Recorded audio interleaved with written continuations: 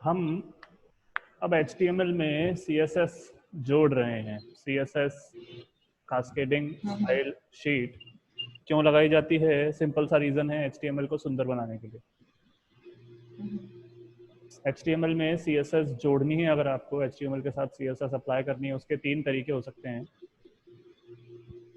Inline CSS, internal CSS, external CSS। 3 तरीकों से आप किसी भी HTML पेज को सुंदर बना सकते हैं। क्या है, क्यों है, वो सब अभी देखते हैं। HTML स्केलेटन हमने तैयार किया हुआ है। मेरे पास 10 पैराग्राफ्स हैं पेज पे। डमी टेक्स्ट जिनमें लिखा हुआ है।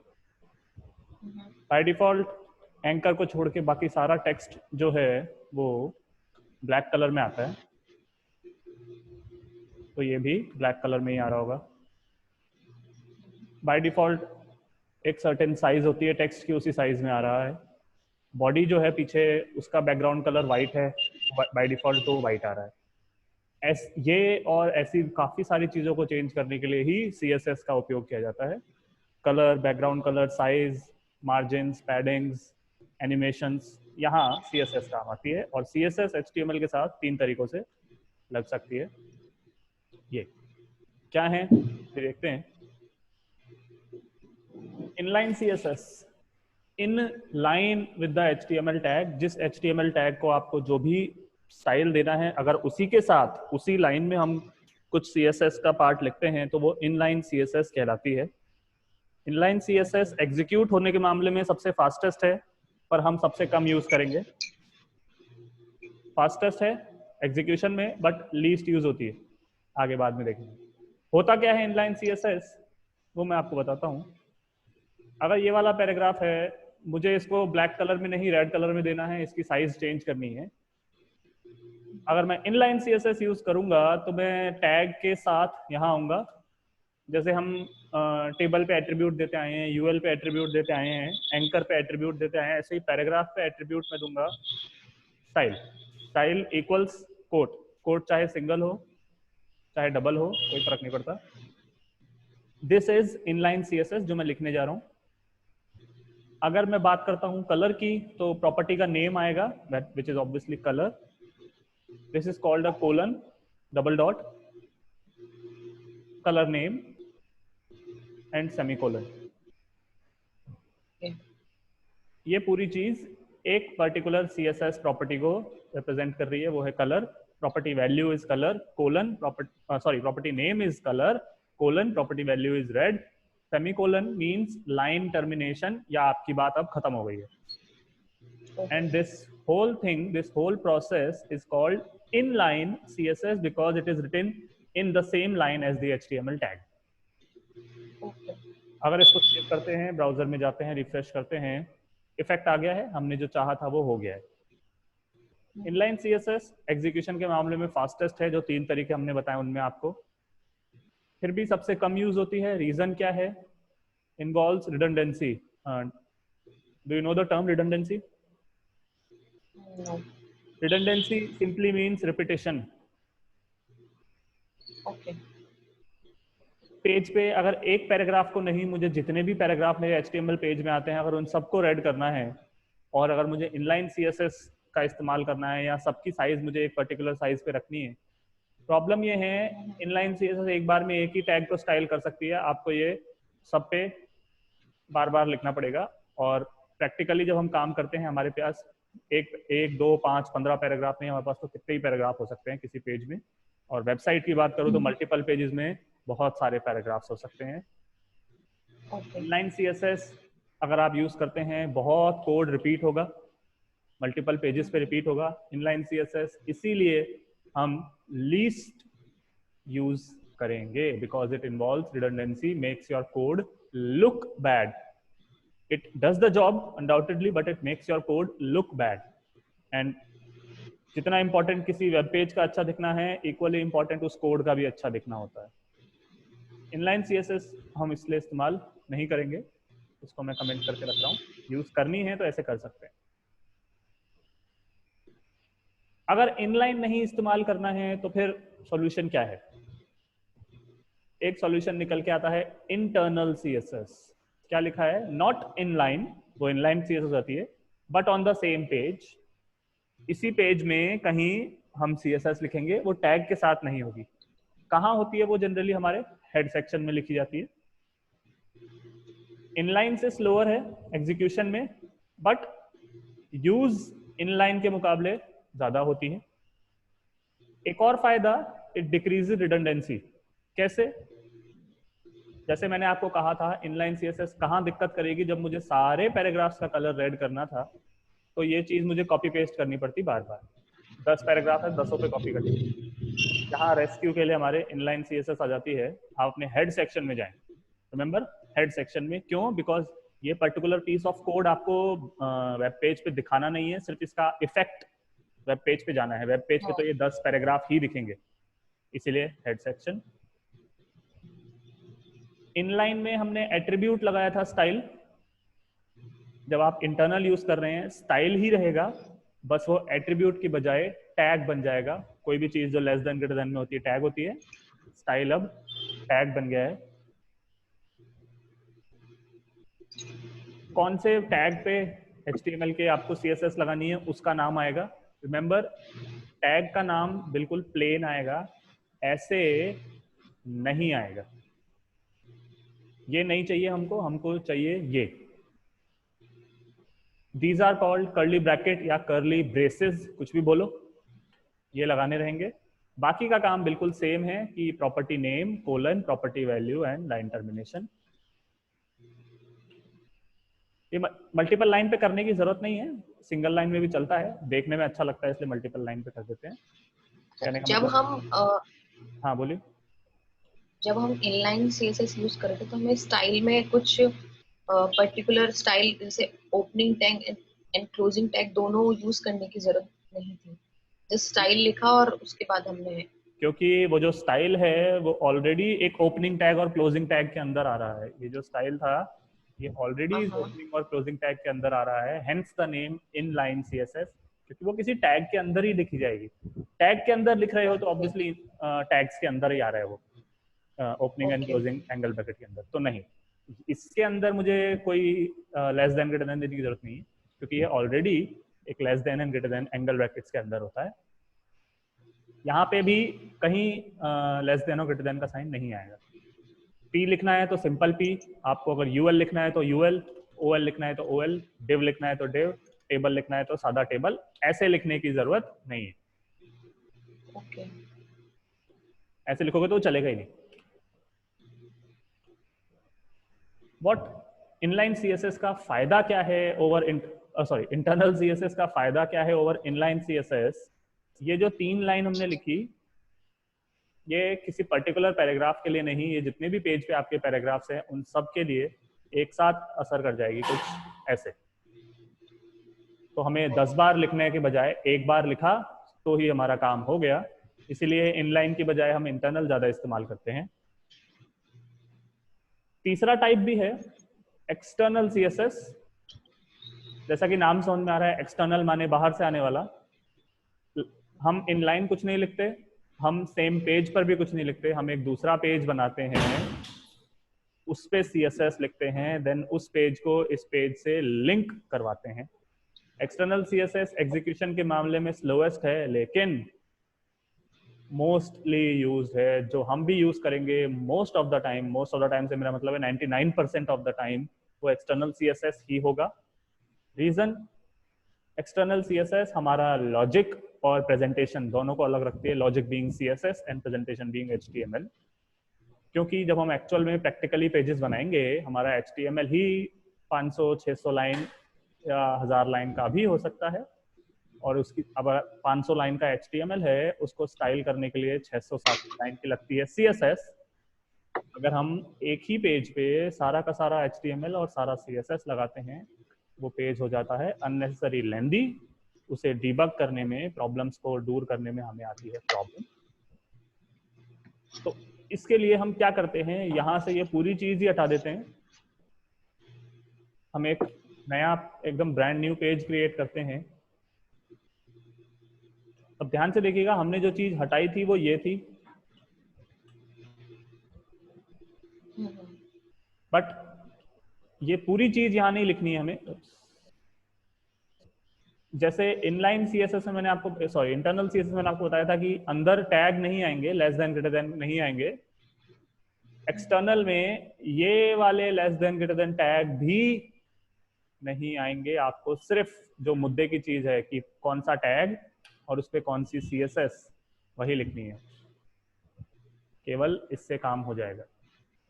फाइल को सेव करना पड़ता है, फाइल को सेव करेंगे, नाम आप कुछ भी दे दें, कोई फर्क नहीं पड़ता। बट जो एक्सटेंशन है, अभी तक हम .html यूज कर रहे थे, अब हम यूज करेंगे .css। तो अब मेरे पास दो फाइल्स हैं, css intro.html, css intro.css। Name same करना कंपलसरी नहीं है, रिमेम्बरेंस के लिए बस मैं सेम रखता हूं। पर केवल एक फाइल बना देने से कुछ नहीं होगा। देखिए अभी HTML फाइल अलग रखी है, CSS फाइल अलग रखी है। HTML को CSS का मालूम नहीं है, CSS को HTML का मालूम नहीं है। दोनों का कनेक्शन बिठाना पड़ेगा, दोनों को लिंक करना पड़ेगा। और ये चीज अगेन हेड सेक्शन में होगी। अपने हेड सेक्शन में आए, एक टैग लगाएं जिसका कि नाम है लिंक, जो हमने फर्स्ट क्लास पढ़ी थी, वहां पे इसका इंट्रोडक्शन दिया था। एंकर टैग होता है, बिना href के कोई मतलब का नहीं होता, मतलब एट्रीब्यूट आना ही आना है। लिंक में दो एट्रीब्यूट आएंगे ही आएंगे, rel and href। rel stands for relation. Relation मतलब कि जिस पेज को आप इस पेज से लिंक कर रहे हो, उसका रिलेशन क्या है इस पेज से। यहाँ पे एक फिक्स वैल्यू आएगी कि बाहर से आने वाला पेज हमारे इस HTML के लिए एक स्टाइल शीट है, और href में उस पेज का एक्चुअल जो नाम है वो रहेगा विद एक्सटेंशन। अब इस चीज ने, इस लाइन ने इस HTML पेज को समझाया, ओके आपको जो स्टाइल है इस पर्टिकुलर पूरे बॉडी के लिए वो उठाने हैं यहाँ से। CSS कह रही है कि जितने भी पैराग्राफ है उनका कलर रेड। अब CSS को पता है कि कौन से पैराग्राफ की बात हो रही है, इन पैराग्राफ्स की बात हो रही है। जब हम ब्राउजर में जाते हैं, रिफ्रेश करते हैं, आउटपुट में ऐसे निकल के आ रहा है। जो हम 99% ऑफ द टाइम यूज करेंगे वो एक्सटर्नल CSS ही होगा, यानी कि लिंक टैग लगाना है, rel style sheet, href page का नाम, और अब से दो पेजेस बनेंगे, HTML अलग, CSS अलग। एक HTML पेज में आप कितने भी CSS लगा सकते हो, इसका कोई मैक्सिमम लिमिट नहीं होती। हाँ, जितनी CSS लगाएंगे आपका पेज लोड होने में उतना टाइम लगाएगा कि हर CSS फाइल को उसको पढ़ना होगा। बट हाँ, मल्टीपल CSS लगती हैं, हम भी लगाएंगे कभी ना कभी चल के। इनलाइन, इंटरनल, एक्सटर्नल समझने में कुछ प्रॉब्लम नहीं, समझ में आ गई। अब धीरे धीरे जब हम यूज करते जाएंगे, क्यों यूज कर रहे हैं, कैसे यूज कर रहे हैं, वो आपको अभी क्लियर होता ही जाएगा। एक्सटर्नल ही हम यूज करेंगे, इनलाइन इंटरनल का कोई मतलब नहीं है। जब हम CSS की बात करते हैं तो दो चीजें ऐसी हैं जो आती ही आती हैं CSS में, दो एट्रीब्यूट्स कह लीजिए, वो हैं ID एंड क्लास। ये क्या होते हैं ये मैं समझाने वाला हूँ आपको, और फिर कुछ कंफ्यूजन जो CSS को लेके होते हैं वो मैं बताने वाला हूँ। ID और क्लास ऐसे एट्रीब्यूट्स हैं, एट्रीब्यूट्स हमने पढ़े हैं अभी तक, जैसे मेटा में ये कैरसेट एट्रीब्यूट है, rel एट्रीब्यूट है, href एट्रीब्यूट है, t पे हमने स्टाइल लगाया था एट्रीब्यूट है, टेबल पे बॉर्डर लगाया, सब एट्रीब्यूट्स हैं। ID और क्लास ऐसे एट्रीब्यूट हैं जो किसी भी HTML टैग पे लग सकते हैं, जितने भी आपने पढ़े हैं सब पे। क्यों लगते हैं? इनका काम है दोनों का किसी HTML टैग को यूनिक यानी दूसरों से अलग बनाने का। इस्तेमाल क्या है, यूसेज क्या है? जैसा अभी हमने किया था कि हमने CSS में लिखा है पैराग्राफ के कलर रेड, और चूंकि CSS को हमने इस HTML पेज पे अप्लाई किया है तो इस पे जितने भी पैराग्राफ्स हैं उन सब का कलर हो गया है रेड। मुझे केवल एक पैराग्राफ का कलर रेड करना है अगर, या ऐसा कहूं एक का कलर ग्रीन बाकियों का रेड करना है, तो ये वाला मेथड जो है वो फेल हो जाएगा, बिकॉज पैराग्राफ तो पैराग्राफ होता है। अगर इसका रेड हो रहा है तो इसका भी रेड होगा, इसका भी रेड होगा, क्योंकि इसके पास ऐसा कुछ नहीं है जो इसको दूसरों पैराग्राफ से अलग बताए, जो ब्राउजर को इससे दूसरे पैराग्राफ से डिफरेंशिएट करने में हेल्प करे। यही हमारे काम आती है आईडीएन क्लासेस, जो इस पैराग्राफ या किसी भी एचटीएमएल टैग को दूसरों से डिफरेंशिएट करती हैं, दूसरों से यूनिक बनाती हैं, ताकि हम उस पर यूनिक स्टाइल्स अप्लाई कर सकें जो औरों पे ना हो। अब मुझे इस पर्टिकुलर पैराग्राफ का कलर रेड नहीं रखना है, इसका ग्रीन रखना है, बाकियों का जो है वो ठीक है। अगर मैं ऐसे कहता हूं कि पैराग्राफ कलर ग्रीन, तो ये मेरा काम नहीं हुआ है, क्योंकि सबका ही ग्रीन हो गया। अब भाई मुझे तो सिर्फ फर्स्ट का करना है, पैराग्राफ कलर रेड रखूंगा तो सबका ही रेड हो जाएगा। भाई मुझे तो फर्स्ट का ग्रीन, बाकियों का रेड रखना है। यहाँ आईडी और क्लास ही हमारी मदद के लिए आती हैं। जैसे कोई भी एट्रीब्यूट हम लगाते हैं टैग के साथ स्पेस देके, आईडी क्लास भी वैसे ही लगती है। अगर आपको लिखना है आईडी, तो आप लिखेंगे आईडी, और यहाँ पे कुछ पर्टिकुलर नाम देंगे। बहुत सिंपल से रूल हैं आईडी और क्लास के नाम नेमिंग में कि नंबर से शुरुआत ना करें, अल्फाबेट से ही शुरुआत करें, स्पेशल कैरेक्टर से भी नहीं।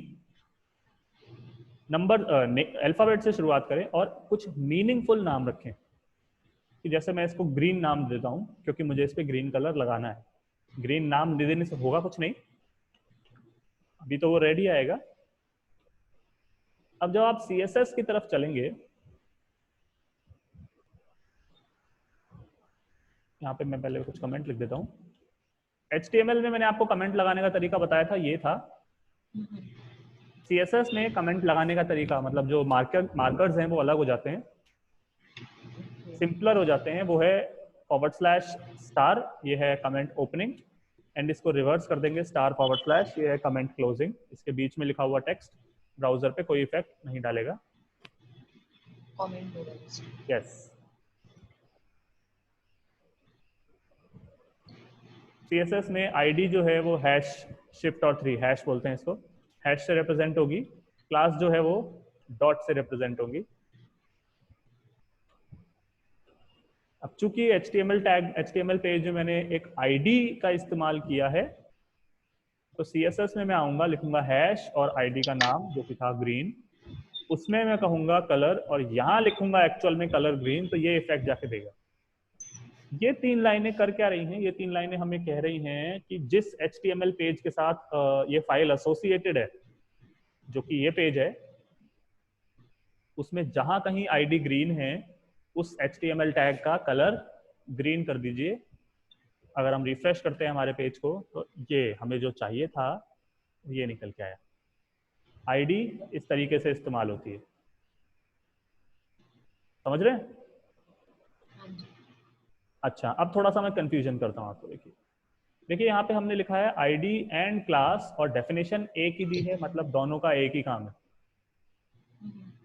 देखिए जब भी ऐसा होता है कि कोई एक काम करने के 2 चीजें होती हैं HTML में, मैं प्रोग्रामिंग में बोलूँ, जनरल में कोई एक काम करने की अगर 2 चीजें हैं, कोई 2 एट्रीब्यूट, कोई 2 प्रॉपर्टीज अगर एक ही काम कर रहे हैं, तो कुछ ना कुछ डिफरेंस उनमें होता ही है, वरना 2 चीजें नहीं होती।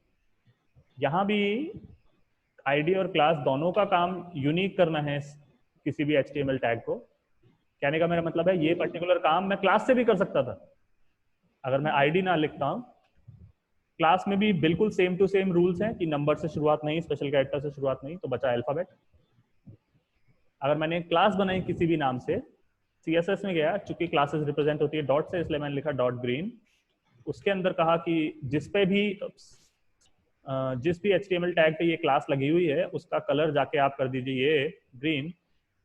आप देखेंगे आउटपुट पे कोई असर नहीं आ रहा है, चाहे आईडी लगाई थी मैंने, कलर क्लास लगाई, आउटपुट तो सेम आया मेरा। तो फिर कौन सी यूज करेंगे, आईडी या क्लास, या कौन सी कहाँ यूज करनी चाहिए, दोनों में डिफरेंस क्या है, ये क्वेश्चन पॉपअप होता है दिमाग में। देखिए बेसिक डिफरेंस क्या है आईडी और क्लास में, क्यों एक सेम काम के लिए 2 चीजें बनी है। ये 2 लाइनें पढ़िए और मुझे समझाइए कि क्या डिफरेंस समझ में आया आपको इनसे।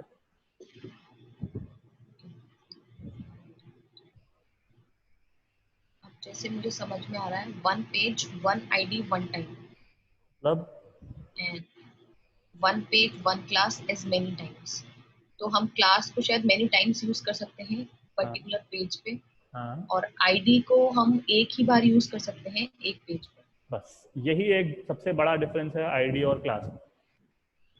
देखिए मैंने मान लीजिए यहाँ पे आईडी ही लगाई होती अगर, तो उसने मेरा काम कर दिया था। बट अब मेरी रिक्वायरमेंट है कि हर ऑल्टरनेट पैराग्राफ या हर ऑड नंबर वाला पैराग्राफ 1 3 5 7 ये ग्रीन कलर में हो। तो क्लास लगाना पड़ेगा। हाँ, क्योंकि अगर मैं ऐसे लिखता हूँ, देखिए आईडी का बेसिक रूल है, अगर आपने ग्रीन नाम की आईडी या कोई भी नाम की आईडी पेज पे कहीं यूज कर ली एक बार, तो उसको दोबारा रिपीट नहीं कर सकते किसी भी टैग पे। ऐसा नहीं है सिर्फ पीपी में, आप इसे हेडिंग पे भी यूज नहीं कर सकते, टेबल पे भी यूज नहीं कर सकते, कहीं भी यूज नहीं कर सकते। तो ये तो सरासर गलत है।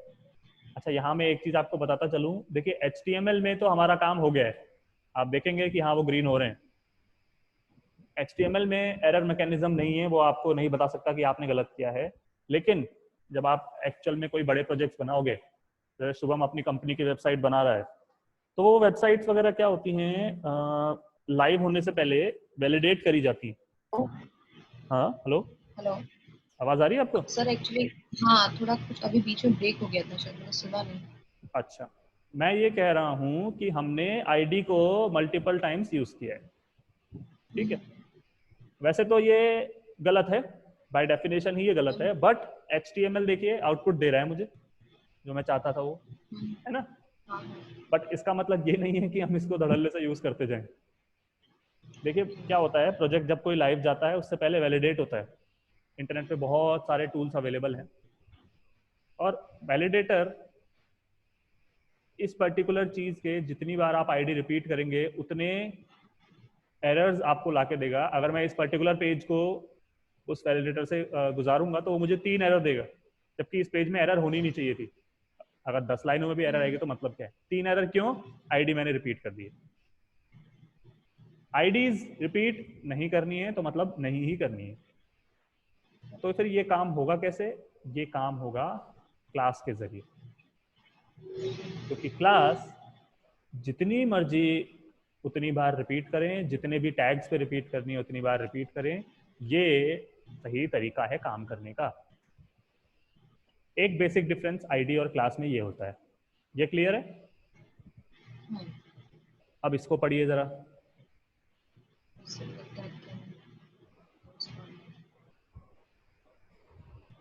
Single tag can have a most one ID. Single tag एक आईडी के लिए यूज हो सकता है, कोई सा भी टैग।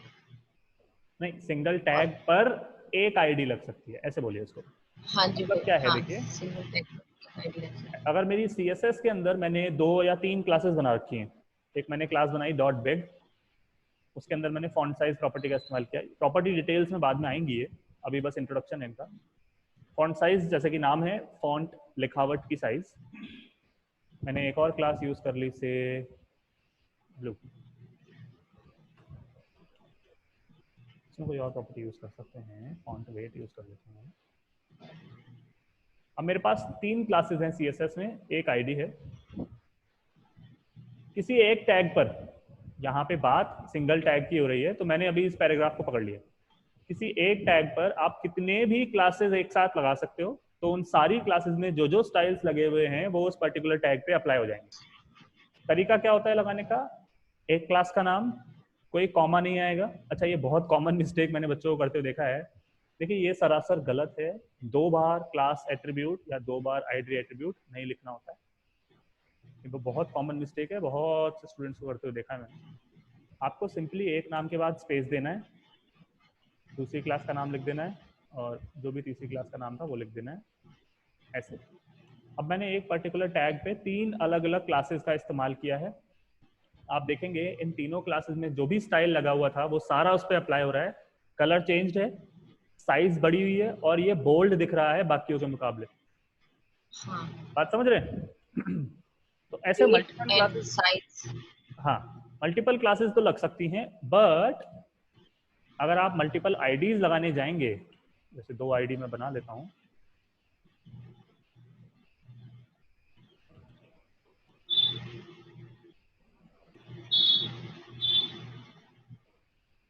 2 आईडी बना रखी है मैंने। देखिए ये गलत है। आप एक पर्टिकुलर टैग पे एक ही आईडी मैक्सिमम लगा सकते हैं। क्लास पे कोई लिमिट नहीं है, कितनी भी क्लास लग सकती है, ये वो लाइन कहना चाहती है। A single tag can have at most one ID one ID.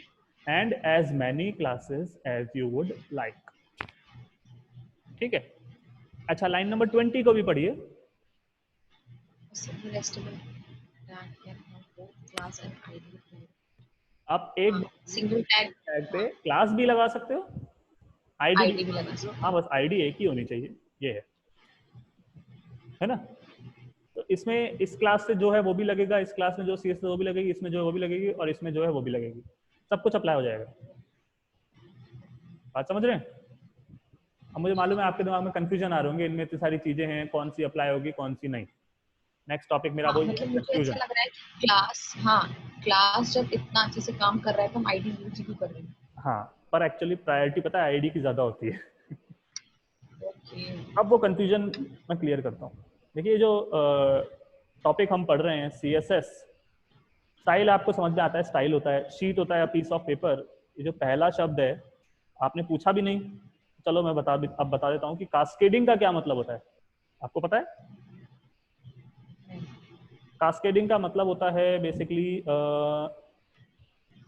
Serially, एक के बाद एक। कास्केडिंग का मतलब होता है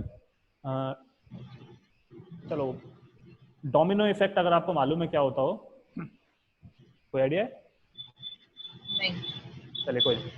देखिए कास्केडिंग स्टाइल शीट का क्या मतलब है। कास्केडिंग स्टाइल शीट ये कहती है कि अगर आप किसी एक टैग पे मल्टीपल क्लासेस लगा रहे हैं, या तो या क्लास और आईडी लगा रहे हैं अगर, और अगर उनमें कुछ ऐसा CSS प्रॉपर्टी लिखी हुई है जो दोनों में लिखी हुई है, मतलब जैसे अभी मैं देता हूँ, इसमें भी कलर है ना, और इसमें भी कलर है। अगर आप देखें आईडी ग्रीन में भी कोई कलर दिया हुआ है और क्लास ग्रीन में भी कोई कलर दिया हुआ है। मान लीजिए इसको मैं कर लेता हूँ ब्लू। ठीक है। अब इस पर्टिकुलर टैग पे मैंने क्लास भी लगाई है, इससे कलर लग जाएगा ब्लू, आईडी भी लगाई है और इससे कलर लगेगा ग्रीन। अब यहाँ कंफ्यूजन, क्लास कह रही है कि ये कलर लगाओ, आईडी कह रही है कि ये कलर लगाओ। तो CSS एक्चुअल में कौन सा कलर लगाएगी? ऐसा नहीं है कलर नहीं लगेगा, कलर तो बेशक लगेगा।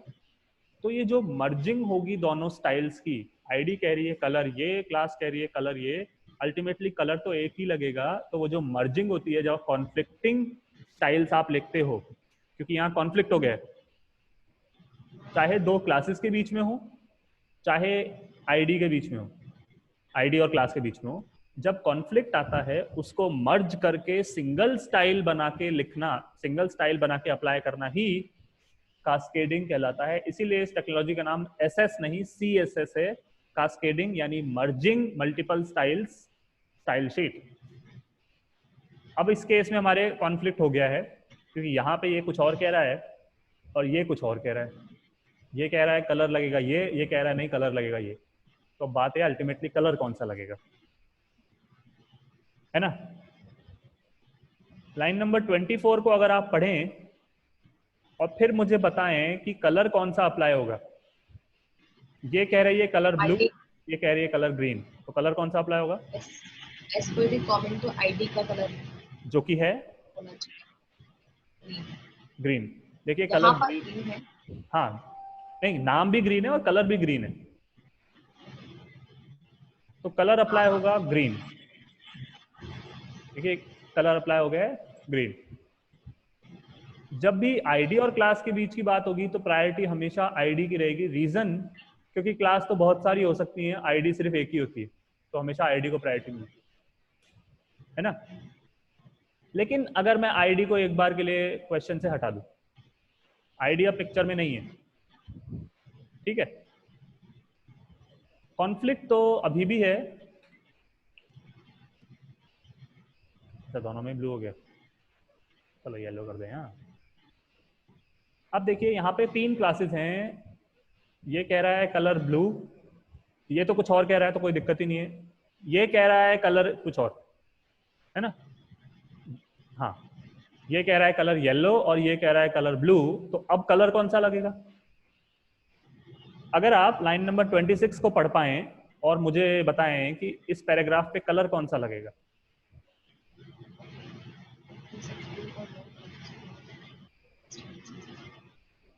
लास्ट, लास्ट क्लास कौन सी है? The blue one. Blue one, और उसमें कलर कौन सा है?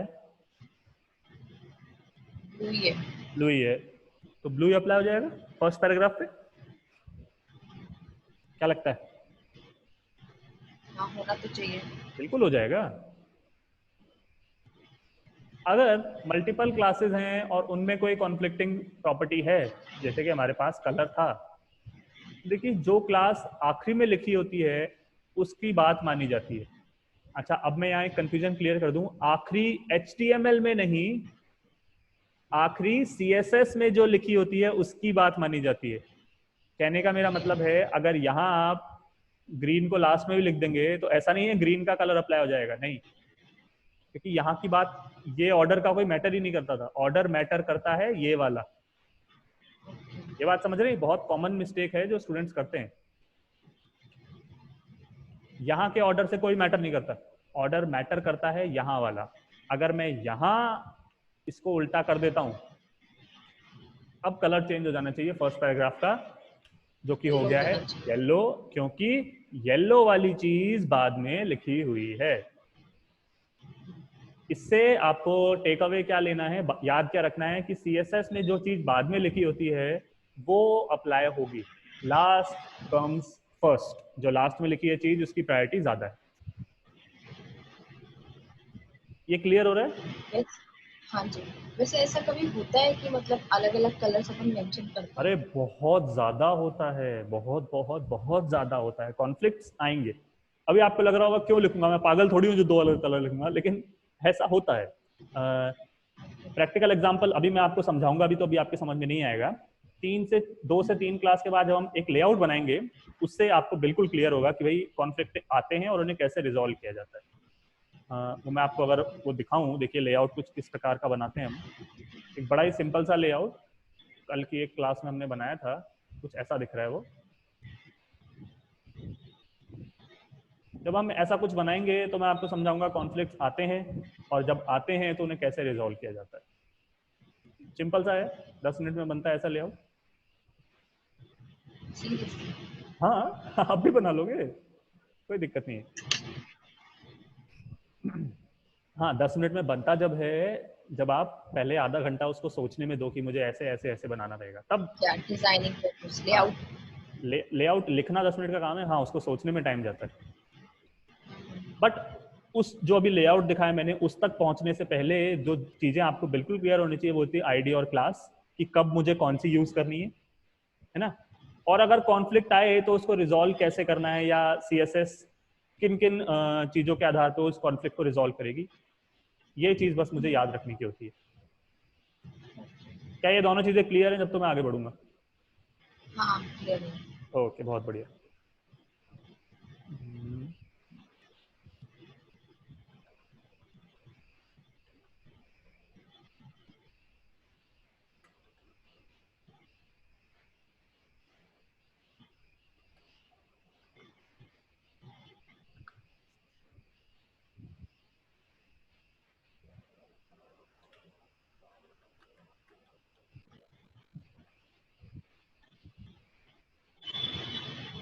क्योंकि मैंने बताया कि हम एक्सटर्नल CSS का ही इस्तेमाल करेंगे, तो अब ये लिंक टैग हमेशा हमारे यूज होगा, और यहाँ पूरी उस फाइल का पूरा नाम आएगा।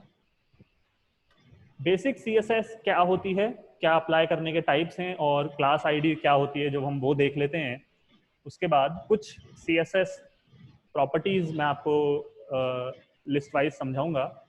कौन कौन सी हैं हम देखेंगे, बैकग्राउंड पे कौन कौन सी प्रॉपर्टीज अप्लाई होती हैं हम देखेंगे, टेक्स्ट पे क्या क्या प्रॉपर्टीज अप्लाई होती हैं, लिस्ट पे क्या क्या प्रॉपर्टी अप्लाई होती हैं, फॉन्ट पे क्या क्या अप्लाई होती हैं। सारा आज की क्लास में नहीं देखेंगे, बट आज और कल की क्लास में ये सब अप्लाई होगा।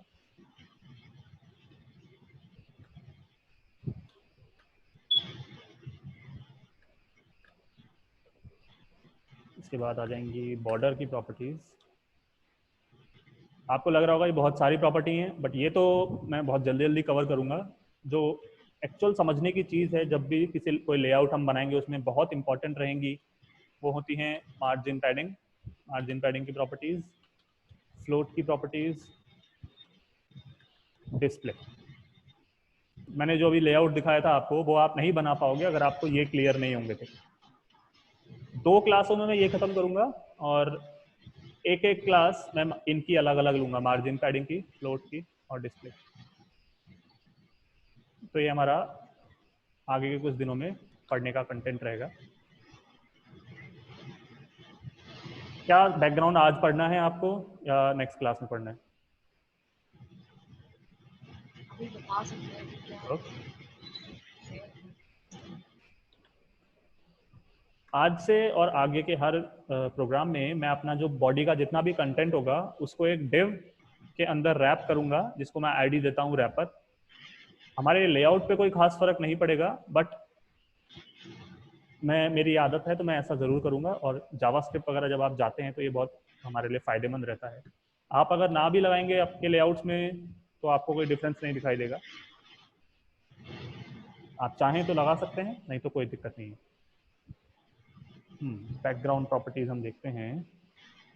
ये div जो आपने यूज किया है आईडी के साथ, हम्म, इसको थोड़ा सा आप मुझे एक्सप्लेन कर देंगे? अ, जैसे चॉकलेट आती है तो जो एक्चुअल खाने वाला कंटेंट होता है आपका वो रैप्ड होता है एक चीज़ के अंदर, ताकि वो सारे जो कंटेंट है वो एक साथ बंधे रहें, है ना। जब आप किसी को चॉकलेट देते हो आप एक्चुअली वो चॉकलेट का रैपर उसे देते हो, उसके अंदर चॉकलेट होती है। ऐसा तो नहीं है कि आप उसके चॉकलेट के पीसेस उसे देते हो। रैपर का काम है वो सारे चॉकलेट पीसेस को एक साथ बाइंड करके रखना।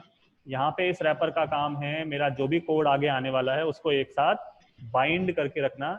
इसका यूसेज सीएसएस में तो कुछ खास नहीं है, जावास्क्रिप्ट में मैं इसका यूज करता हूँ जब मुझे पूरा अपना जो बॉडी पे दिख रहा है, जो पूरा पेज है, उस पर कुछ सर्टेन एक्टिविटी करनी होती है। पूरा जो मेरा पेज दिख रहा है जब मुझे उस पर कुछ करना होता है तो मैं इस रैपर आईडी का इस्तेमाल करता हूँ, otherwise it just sits there.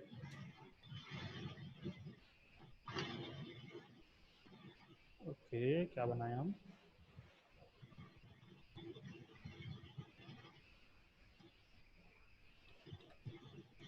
मैंने 3 डिव बनाए, तीनों को मैंने एक एक क्लास सेम क्लास दे दी स्पोर्ट। तीनों के अंदर मैंने दे दी एक हेडिंग और उसके साथ साथ एक dummy paragraph.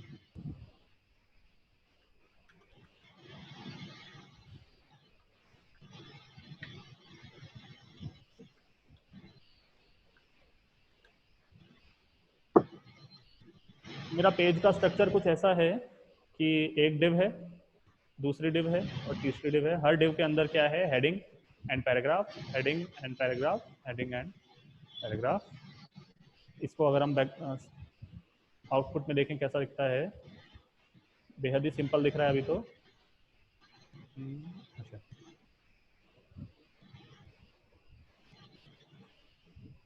Nothing fancy.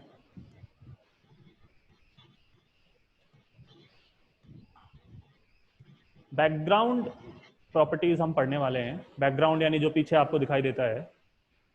Background में 6 प्रॉपर्टीज होती हैं।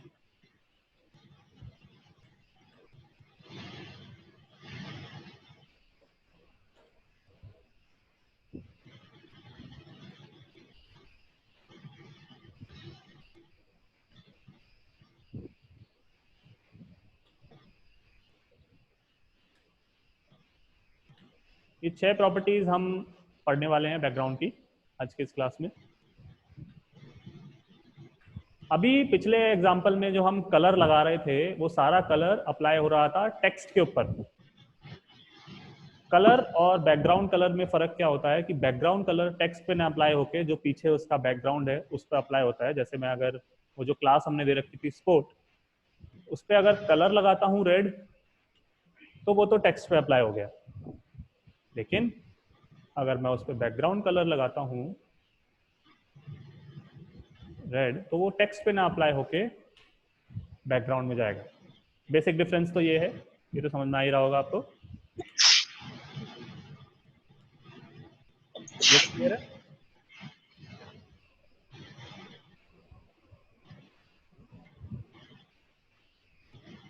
हम्म हाँ जी, बिल्कुल। ओके।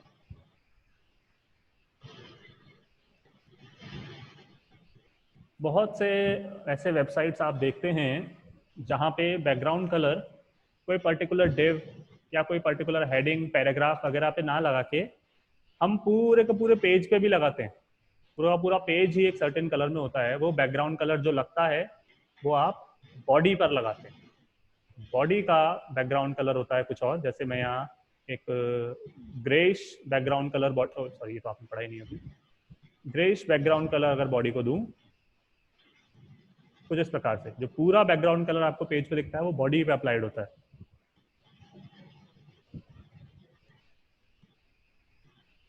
आप चाहें बैकग्राउंड कलर बॉडी को दें, आप चाहें कोई पर्टिकुलर पेज के सेक्शन को दें, या आप दोनों पे भी दे सकते हैं, जैसे यहाँ हमको दिख रहा है।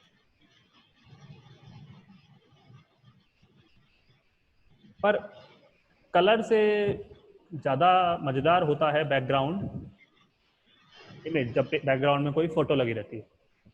जब भी हम बैकग्राउंड इमेज प्रॉपर्टी का इस्तेमाल करते हैं वहाँ पे हमें लिखना होता है URL, ये शब्द लिखना ज़रूरी है और ये पैरेंथेसिस ब्रैकेट्स आने ज़रूरी हैं। यहाँ इमेज का पूरा पाथ आएगा। हमने जब IMG टैग पढ़ा था उसमें हमने पाथ देने का तरीका समझा था, फोल्डर के अंदर और फिर फाइल का नाम। वही कॉन्सेप्ट यहाँ भी यूज होगा। जिस फोल्डर में मैं कोडिंग कर रहा हूँ वहाँ पे कोई फोटो नहीं है, वहाँ पे एक फोल्डर है उसके अंदर फोटोज हैं। तो अगर मुझे यूज करना है तो मुझे वही फंडा अपनाना पड़ेगा, फोल्डर का नाम स्लैश और फिर जो भी है ये मैंने लिख दिया। अब अगर मैं ब्राउजर में जाता हूँ, रिफ्रेश करता हूँ, ये फोटो दिख रही है पेज पे, अच्छा भी लग रहा है।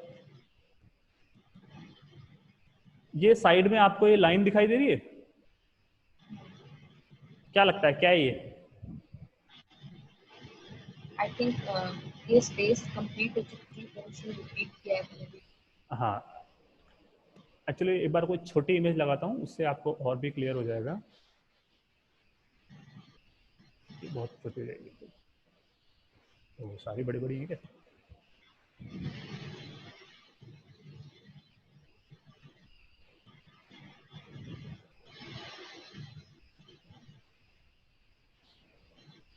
हाँ, DM3 डिपो।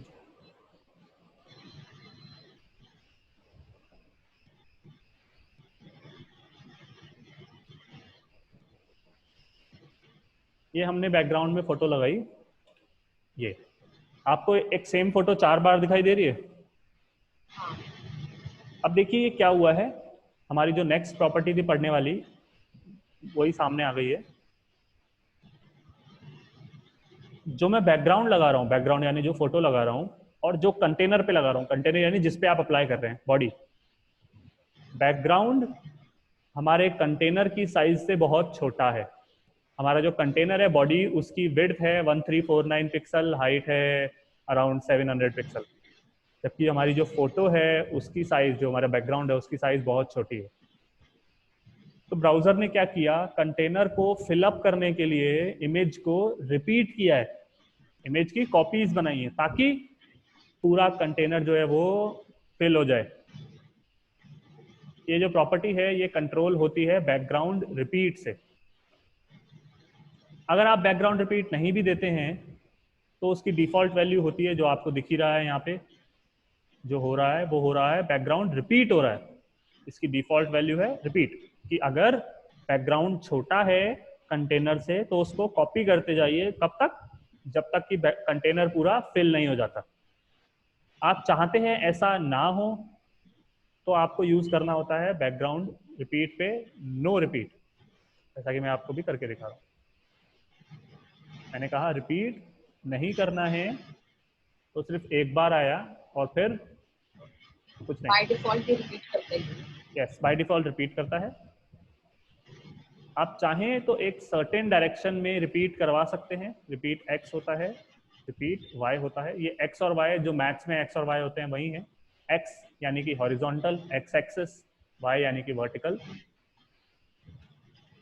रिपीट एक्स क्या करेगा, हॉरिजॉन्टली तो उसको रिपीट कर रहा है लेकिन नीचे नहीं कर रहा, वर्टिकल नहीं कर रहा। और रिपीट वाई क्या करता है, इसका जस्ट ऑपोजिट, वर्टिकली तो रिपीट करता है लेकिन हॉरिजॉन्टली नहीं करता।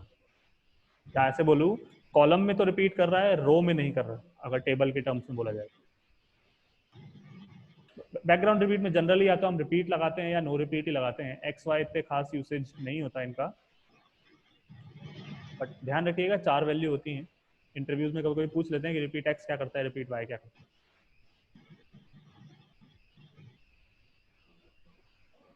बैकग्राउंड अटैचमेंट एक इंटरेस्टिंग प्रॉपर्टी है। इसमें 2 ही वैल्यूज आप लिख सकते हैं। जो इसकी डिफॉल्ट वैल्यू है वो है स्क्रॉल, इसके अलावा आप इसमें वैल्यू दे सकते हैं फिक्स्ड। जब आप बैकग्राउंड अटैचमेंट नहीं लिखते हैं या उसमें लिखते हैं स्क्रॉल, तो होता क्या है, तो हमारे पास पेज पे स्क्रॉलिंग नहीं है,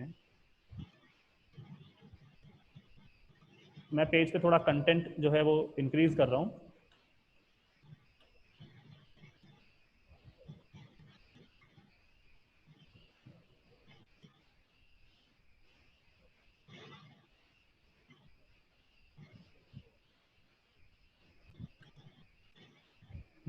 नहीं,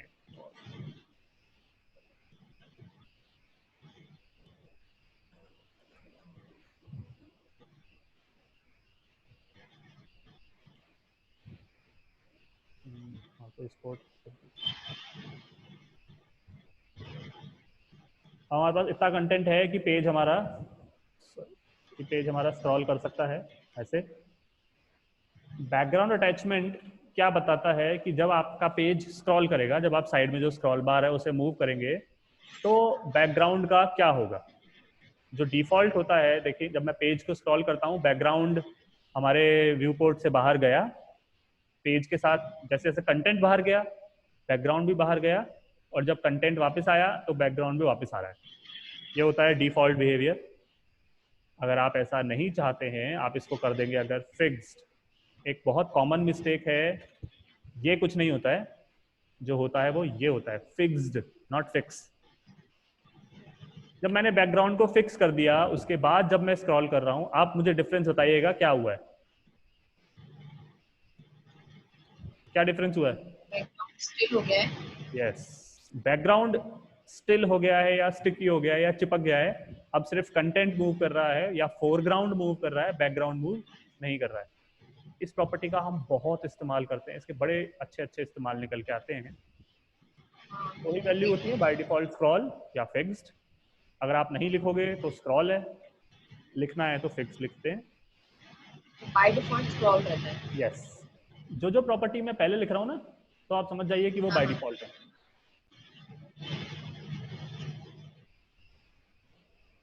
बैकग्राउंड पोजीशन, जैसा कि नाम है, बैकग्राउंड की पोजीशन ये सेट करता है, या ऐसे बोलूं कि बैकग्राउंड आपके पेज के रिस्पेक्ट में कौन से पॉइंट से स्टार्ट हो रहा है। अभी मैं इसको समझाता हूं आपको। बैकग्राउंड पोजीशन 2 अलग अलग तरीकों से वैल्यूज लेता है, या तो ये स्ट्रिंग अल्फाबेटिकल वैल्यू लेता है, या ये नंबर्स में भी वैल्यू लेता है।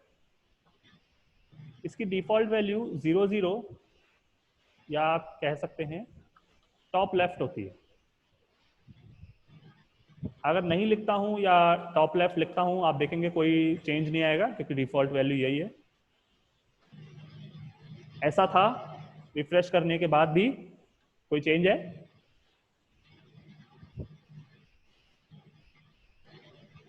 कोई चेंज नहीं है। तो शायद थोड़ा सा, हाँ, नहीं, कोई थोड़ा चेंज मुझे नहीं है। समझना बैकग्राउंड। नहीं, वापस से देखिए, जब नहीं लगाया था हमने तो पेज ऐसा दिख रहा है, और जब लगा देता हूं मैं, उसके बाद रिफ्रेश करता हूं, तो भी वैसा ही दिख रहा है। कोई चेंज नहीं आएगा, क्योंकि आपने वही कहा है जो पहले भी हो रहा था।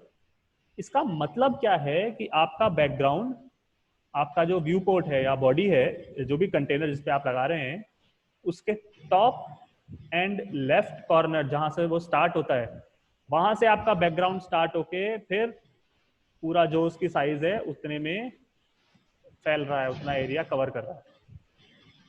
बाय डिफॉल्ट यानी बैकग्राउंड टॉप लेफ्ट कॉर्नर आपका कंटेनर का जो है उससे स्टार्ट होगा। देखिए अब आपको क्लियर होएगा ये मतलब क्या है इसका। टॉप लेफ्ट को मैंने कर दिया टॉप राइट, ब्राउजर पे गया मैं, रिफ्रेश किया मैंने, फर्क समझ में आ रहा है क्या मतलब है? लेफ्ट, पहले लेफ्ट से था, अब राइट से था। हाँ, ऊपर और राइट कॉर्नर से, यानी कि ये जो कॉर्नर है यहाँ से बैकग्राउंड स्टार्ट हुआ टॉप और फिर राइट। जितना एरिया कवर कर सकता था उतना एरिया उसने कवर किया। चूंकि हमने नो रिपीट लगा रखा है इसलिए वो रिपीट नहीं होगा।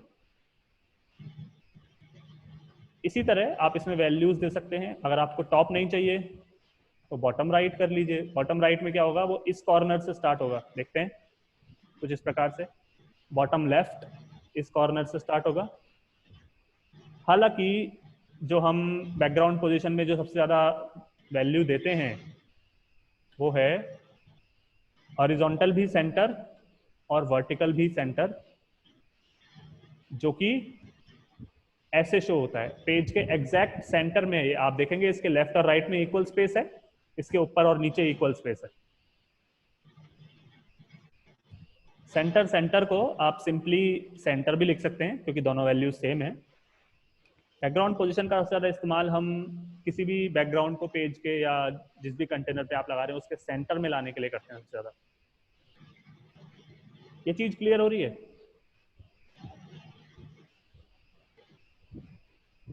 हेलो, हाँ जी, क्लियर हो गया। ओके। बैकग्राउंड पोजीशन सेंटर हम करते क्यों हैं, वो हम इसीलिए करते हैं। देखिए क्या था, जो मैं प्रॉपर्टी आपको बता रहा हूँ बैकग्राउंड साइज, सबसे पहले तो देखिए ये CSS का जो लेटेस्ट वर्जन है उसमें इंट्रोड्यूस हुई थी।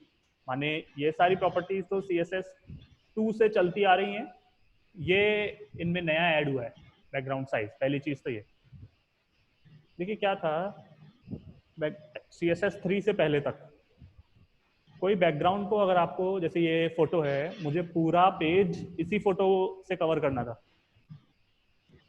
जब तक आपके पास बैकग्राउंड साइज प्रॉपर्टी नहीं थी आपको क्या करना रहता था, इसको फोटोशॉप या पेंट में ले जाके स्ट्रेच करना होता था ताकि ये बड़ी हो जाए, और फिर उस फोटो को आपको यहाँ HTML में लाके अप्लाई करना होता था। लेकिन बैकग्राउंड साइज प्रॉपर्टी के आने के बाद अब आपको फोटोशॉप या पेंट कहीं जाने की जरूरत नहीं होती है। सिंपली आप लिखते हैं बैकग्राउंड साइज। बैकग्राउंड पोजीशन की तरह बैकग्राउंड साइज भी न्यूमेरिक वैल्यू भी लेता है और स्ट्रिंग वैल्यू भी लेता है। बैकग्राउंड साइज का कोई डिफॉल्ट नहीं होता है। जो डिफॉल्ट साइज होती है बैकग्राउंड की, वो जो उसकी खुद की साइज होती है फोटो की, वो होता है बाय डिफॉल्ट। ये इतना ही बड़ा क्यों आ रहा है, क्योंकि इसकी एक्चुअल साइज ही इतनी है बैकग्राउंड की। जो बैकग्राउंड साइज का कोई डिफॉल्ट नहीं होता है। लिख देता हूँ मैं ये।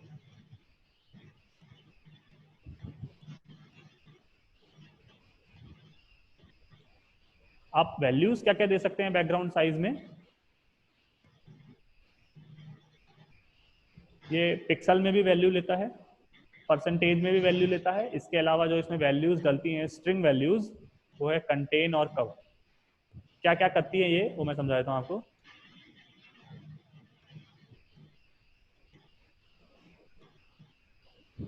मैंने कहा बैकग्राउंड साइज 100 पिक्सल 300 पिक्सल। जो पहला आर्ग्यूमेंट है वो है हॉरिजॉन्टल या विड्थ, और जो दूसरा आर्ग्यूमेंट है वो है वर्टिकल या हाइट। मैंने कहा है कि जो बैकग्राउंड है ये हॉरिजॉन्टल 100 पिक्सल का ही होगा, वर्टिकल 300 पिक्सल का ही होगा। देखिए छोटा हो जाएगा ये, सिर्फ ये इतना सा रहेगा। अब ये जो है ये है 100 पिक्सल, जबकि ये जो है ये है 300 पिक्सल। ये क्लियर हो रहा है?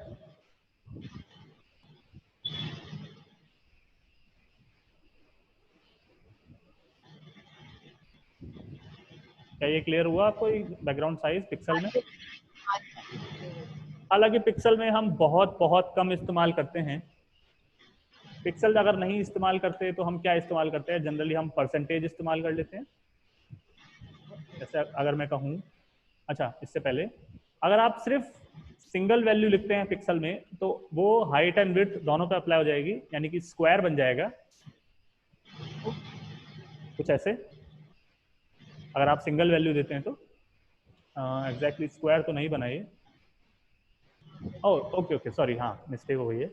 अगर आप सिंगल वैल्यू देते हैं तो हुआ क्या है, विड्थ या हॉरिजॉन्टल वो तो 300 आया है, हाइट जो है वो उसके प्रपोर्शन में डाली गई है कि 300 और हाइट 300 के अगर करने पे जितनी भी हाइट बनती है उस फोटो की वो उसने डाल दी है। ये काम अपने आप HTML ने किया है, इस पर अपना कंट्रोल नहीं है अगर आप सिंगल वैल्यू देते हैं तो।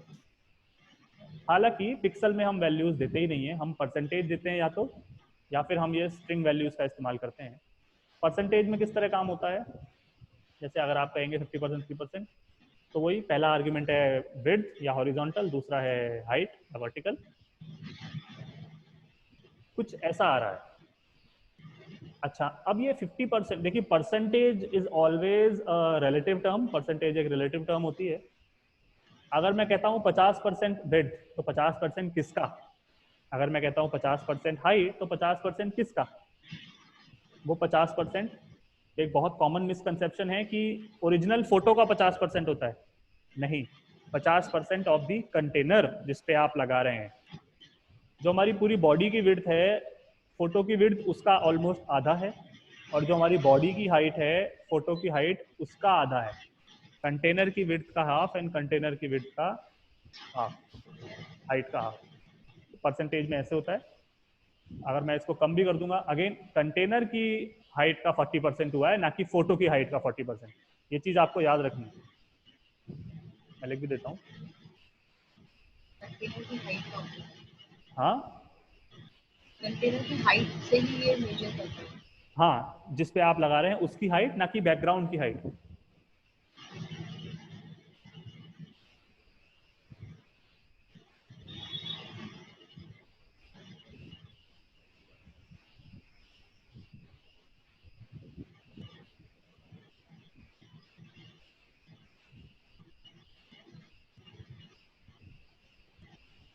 देखिए परसेंटेज भी है, अच्छा है। हालांकि बैकग्राउंड साइज का जो सबसे ज्यादा यूसेज होता है, जिस चीज के लिए इसको यूज करते हैं हम, वो होता है कि किसी एक फोटो को, छोटी फोटो को पूरे पेज पे फैलाने के लिए। वो कैसे फैलाया जाता है, वो फैलाया जाता है बैकग्राउंड साइज में स्ट्रिंग वैल्यू कवर डाल के। कवर का क्या मतलब होता है, ढकना। कवर का मतलब यहां भी है, ये क्या किया उस फोटो ने, पूरे कंटेनर को कवर कर लिया है। और चूंकि हमने बैकग्राउंड अटैचमेंट में कह रखा है फिक्स, सिर्फ फोरग्राउंड या टेक्स्ट हमारा मूव कर रहा है, बैकग्राउंड मूव नहीं कर रहा। ये इफेक्ट बहुत इस्तेमाल होता है CSS में, बहुत ज्यादा, कि बैकग्राउंड को फिक्स करके पूरे पेज पे कवर करके ऐसे दिखाना।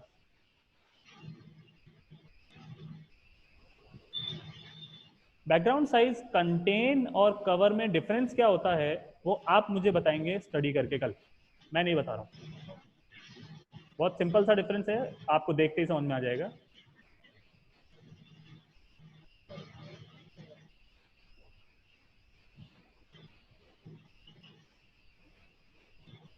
ये आपको मुझे बताना रहेगा। अरे भाई क्या हो रही है।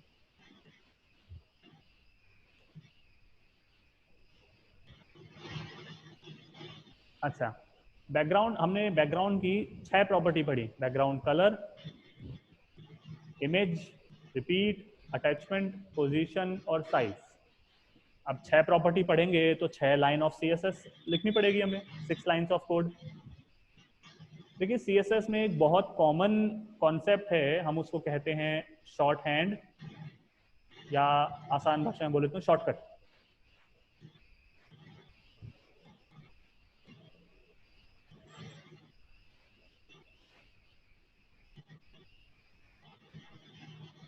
शॉर्ट हैंड का मतलब ये होता है कि मल्टीपल लाइंस ऑफ CSS से जो काम आप कर रहे हो वो काम सिंगल लाइन से करना।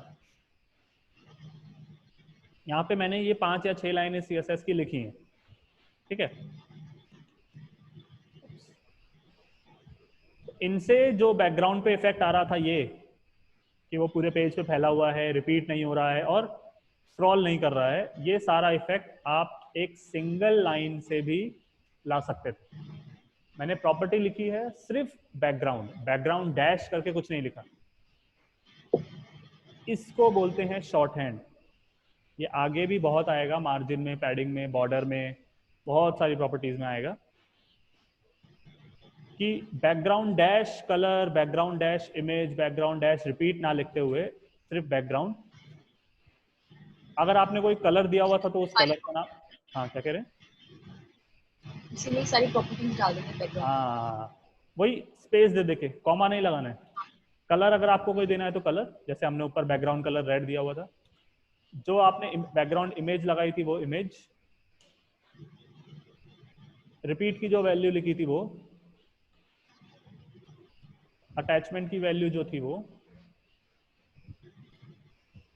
पोजीशन की जो वैल्यू थी वो, और आपने फिर साइज की जो वैल्यू दी थी।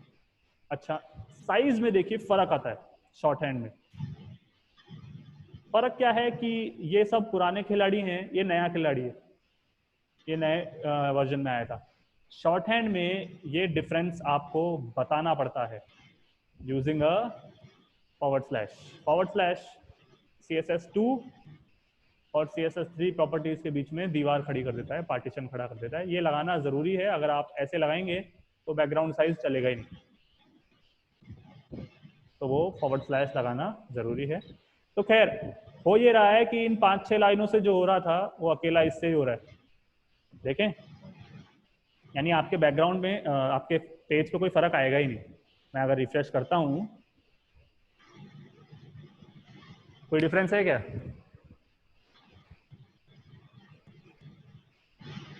कोई डिफरेंस नहीं, कोई डिफरेंस नहीं है, आना भी नहीं था, क्योंकि जो काम मैंने यहाँ लिखा था वही काम मैंने यहाँ लिखा है। नहीं। हाँ, आपको जो ध्यान रखना है वो है प्रॉपर्टीज का ऑर्डर। मैंने आपको जानबूझ के एक सर्टेन ऑर्डर में प्रॉपर्टी पढ़ाई थी, सबसे पहले बैकग्राउंड कलर और फिर जो मैंने प्रॉपर्टी बताई थी वो। क्यों? क्योंकि शॉर्ट हैंड में हम ऑर्डर का ख्याल रखते हैं। कहने का मेरा मतलब है, अगर आप फुल हैंड ऐसे इस्तेमाल कर रहे होते, साइज आप ऊपर लिखें, कलर नीचे लिखें, अटैचमेंट कहीं और लिखें, कोई फर्क नहीं पड़ता। लेकिन जब आप शॉर्ट हैंड का इस्तेमाल कर रहे हैं तो आपको ऑर्डर यही रखना होता है, colour, image, repeat, attachment, position and size. तो इसलिए मैं फुल हैंड जब पढ़ाता हूँ तो वो भी ऐसे ही पढ़ाता हूँ। हाँ, अब इसमें क्या होता है, देखिए आप अदला बदली मत करें इनकी, मतलब इसको आगे उसको पीछे, ये ना करें। ऐसे करेंगे तो गड़बड़ हो सकती है ना। तो अदला बदली ना करें, आप कुछ वैल्यूज हटा जरूर सकते हैं। जैसे, चूंकि मैंने इमेज को फुल पेज पे दे रखा है तो बैकग्राउंड कलर तो दिखाई दे ही नहीं रहा है ना। तो आप चाहें तो बैकग्राउंड कलर को हटा जरूर सकते हैं, पेज पे कोई खास फर्क नहीं आएगा, ठीक है। अगर मान लीजिए आपने बैकग्राउंड रिपीट की वैल्यू जो डिफॉल्ट थी रिपीट, उस पर कर रखी थी, तो आप सिंपली उसे हटा सकते हैं, क्योंकि बैकग्राउंड रिपीट की डिफॉल्ट रिपीट ही होती है। बात समझ रहे हैं मेरी? तो आप वैल्यूज हटा जरूर सकते हैं, अदला बदली ना करें, अदरवाइज चीजें चलना बंद हो जाती हैं।